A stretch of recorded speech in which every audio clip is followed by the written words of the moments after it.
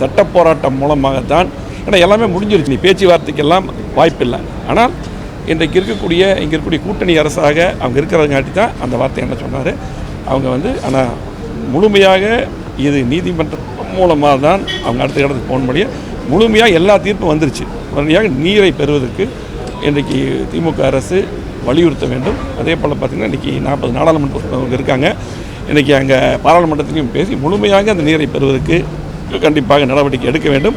ஆகவே அம்மாவுடைய காலத்தில் என்னென்ன பண்ணோம், இப்போ இருக்கக்கூடிய அரசு உடனடியாக இந்த கூட்டத்தை முன்னாடியே கூட்டிருக்க வேண்டும். இப்போ பார்த்திங்கன்னா கர்நாடக அரசு இந்த கூட்டத்தை கூட்டி நாங்கள் தர முடியாமல் சொன்னதுக்கப்புறம் இந்த கூட்டத்தை கூட்டிருக்காங்க. இதெல்லாம் ஒவ்வொரு ஸ்டெப்பாக சொன்னாலும் கூட இதை பொறுத்தளவுக்கு நீரை பெறுவதற்கு முழுமையாக எங்களது பொதுச் செயலாளர் அதிமுக நல்ல விஷயங்களுக்காக, பொதுவான விஷயங்களுக்காக கண்டிப்பாக ஒன்றிணைந்து இதை நீரை பெறுவதற்கு முயற்சி எடுக்கும் என்பதால்